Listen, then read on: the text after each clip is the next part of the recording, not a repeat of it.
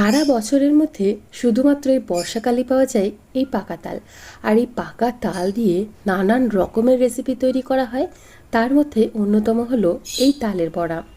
বানানো ভীষণই সহজ আর খেতেও হয় কিন্তু দুর্দান্ত স্বাদে। সঠিক পরিমাপ এবং পরিমাণ জানা থাকলে কিন্তু এই তালের বড়া বানানো ভীষণই সহজ আর একদম পারফেক্টভাবে বানানো যায়। তো ভিডিওটি শুরু থেকে শেষ পর্যন্ত দেখার অনুরোধ রইল। আমি সীমা, আপনারা দেখছেন টেস্টি ফুড উইথ সীমা।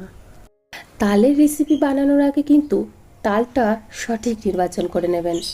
অনেক সময় তাল কিন্তু তেতো হয়, তাই এইভাবে যদি কালো তাল ব্যবহার করেন সেই তালগুলো খেতে কিন্তু ভীষণই সুস্বাদু হয় আর অতটাও তেতো হয় না। তো দেখুন, আমি এখানে একটা কালো তাল নিয়ে নিয়েছি। ওপরে যে শক্ত অংশটা থাকে সেটা ছাড়িয়ে নিলাম। তারপর এভাবে তালের গায়ের যে শাঁসটা থাকে বা যে খোসাটা থাকে সেটাও ছাড়িয়ে নিয়েছি। তারপর এভাবে পালটাও বের করে নিয়ে একটা ছাঁকনির সাহায্যে ছেঁকে নিচ্ছি। আমি এখানে তাল শাঁস বের করাটা দেখাইনি, কারণ ভিডিওটা অনেকটা লম্বা হয়ে যাবে। তাই তাল শাঁসটা বের করাটা অন্য একটা ভিডিওতে আপনাদের সাথে শেয়ার করব। সেটাও হয় ভীষণই সহজ পদ্ধতি। তো দেখুন, তালটাকে এইভাবে আমি ছাঁকনির মধ্য দিয়ে একটু ছেঁকে নিয়েছি। এর মধ্যে যে আঁশটা ছিল সেটা বেরিয়ে গেছে। এখন এর মধ্যে ব্যবহার করছি 350 গ্রাম পরিমাণে চিনি গুঁড়ো। মিষ্টির পরিমাণটা আপনারা ঠিক কতটা রাখবেন সেই হিসাব বুঝে আপনাদেরকে চিনিটা ব্যবহার করে নিতে হবে। আর যদি এভাবে গুঁড়ো চিনি ব্যবহার করেন তাহলে খুব সহজেই তালের মধ্যে চিনিটা মিশে যেতে পারবে। অবশ্যই আপনারা দানা চিনিও ব্যবহার করতে পারেন, সেক্ষেত্রে একটু সময় লাগে চিনিটা পুরোপুরি মিশে যেতে। তো দেখুন, আমি এখানে বেশ কিছুটা চিনি গুঁড়ো দিয়ে দিয়েছি এবং বাকি যেটুকু অবশিষ্ট ছিল সেটাও কিন্তু দিয়ে দিলাম। তো আমি মোট এখানে 350 গ্রাম পরিমাণে চিনি গুঁড়ো ব্যবহার করেছি একটা তালের জন্য। এবার তালের পরিমাণ অনুযায়ী আপনাদেরকে চিনির পরিমাণটা বাড়িয়ে বা কমিয়ে নিতে হবে। তো দেখুন, খুব ভালোভাবে চিনিটাকে মিশিয়ে রেখে দিলাম। এখন ওই চিনি গুঁড়ো করে রাখা পাত্রের মধ্যে 1 কাপ সুজি নিয়েছি। তার মধ্যে দিয়ে দিলাম 1.5 কাপ পরিমাণে লিকুইড দুধ। সুজিটা ব্যবহার করলে কিন্তু তালের বড়া বেশ ভালো হয়। আপনারা চাইলে অবশ্যই চালের গুঁড়ি ব্যবহার করতে পারেন। সুজিটা যেহেতু সহজলভ্য, সবার বাড়িতেই সুজিটা পাওয়া যায়, তাই আমি সুজিটাই ব্যবহার করলাম। দেখুন, তাল শাঁসটা কিন্তু আমাদের কতটা ঘন রয়েছে। এখন 10 মিনিটের মতো সুজিটাকে খুব ভালোভাবে দুধের মধ্যে ভিজিয়ে রেখে দিয়েছিলাম, সেই সুজিটাই এখন তাল শাঁসের মধ্যে দিয়ে দিচ্ছি। তো সমস্ত সুজিটাই আমি ব্যবহার করে নিলাম তাল শাঁসের মধ্যে। এখন ব্যবহার করছি নারকেল কোড়া। একটা বড় সাইজের নারকেলকে খুব ভালোভাবে কুড়িয়ে নিয়েছি, সেটাই দিয়ে দিলাম। এভাবে যদি একটু নারকেল কোড়া ব্যবহার করেন তাহলে কিন্তু এই তালের বড়া খেতে ভীষণই সুস্বাদু লাগবে। যদিও এটা অপশনাল, আপনাদের অপছন্দ হলে পুরোপুরি বাদ দিতে পারেন। এখন দিয়ে দিচ্ছি 3 কাপ পরিমাণে ময়দা। আমি এখানে পরিমাণটা আবারও বলে দিচ্ছি। আমি 350 গ্রাম পরিমাণে গুঁড়ো করা চিনি, 1 কাপ সুজি, 1.5 কাপ দুধ, একটা বড় নারকেল এবং সাথে দিয়ে দিলাম 3 কাপ পরিমাণে ময়দা।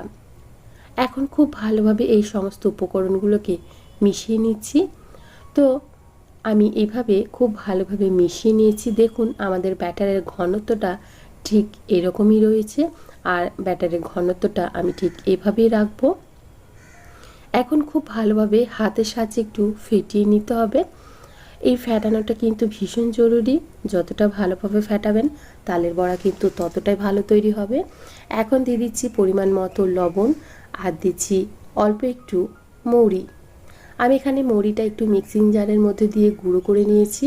এই মৌরিটা দিলে কিন্তু বেশ ভালো হয়, আপনাদের অপছন্দ হলে দেবেন না।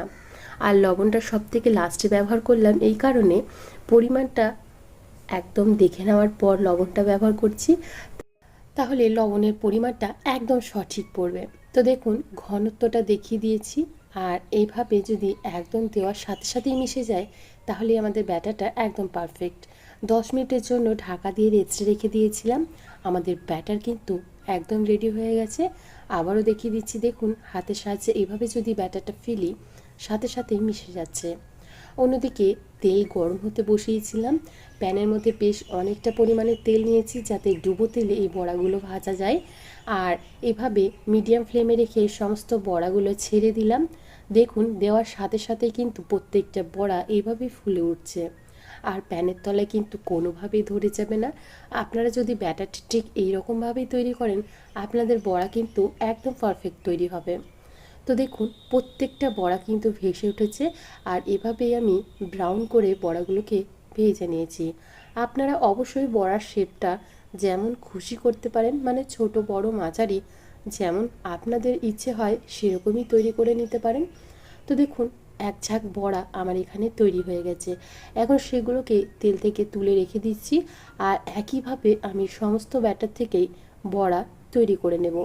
প্রত্যেকটা বড়া কিন্তু একদম গোলাপ জামুনের মতো তৈরি হবে, আর দেখতে যতটা সুন্দর খেতেও কিন্তু ততটাই সুন্দর হয়। আমি এখানে সমস্ত বড়াগুলো একই রকমভাবে ভেজে নিয়েছি। দেখুন আমাদের সমস্ত বড়া তৈরি। এখন দেখিয়ে দিচ্ছি বড়াগুলো ঠিক কী রকম হয়েছে। দেখুন বড়াগুলো যদি এভাবে চাপ দিচ্ছি, বড়াগুলো কিন্তু নিজে নিজেই নিজের শেপে ফিরে আসছে। আর এভাবে যদি বড়া তৈরি করেন, প্রত্যেকটা বড়া কিন্তু পারফেক্ট তৈরি হবে, আর খেতেও ততটাই সুস্বাদু হবে। এখন দেখিয়ে দিচ্ছি বড়ার ভেতরটা কেমন হয়েছে। এখন দেখুন বড়াটা কতটা সুন্দর হয়েছে, ভেতরটা কিন্তু একদম একটুও কাঁচা নেই, আর একদম পারফেক্ট তৈরি হয়েছে। অবশ্যই বাড়িতে একবার এইভাবে ট্রাই করে দেখুন, আশা করি আপনাদেরও ভীষণ ভালো লাগবে এবং আপনাদেরও প্রত্যেকটা বড়া কিন্তু পারফেক্ট তৈরি হবে। আজকে এখানেই বিদায় জানাচ্ছি। ধন্যবাদ।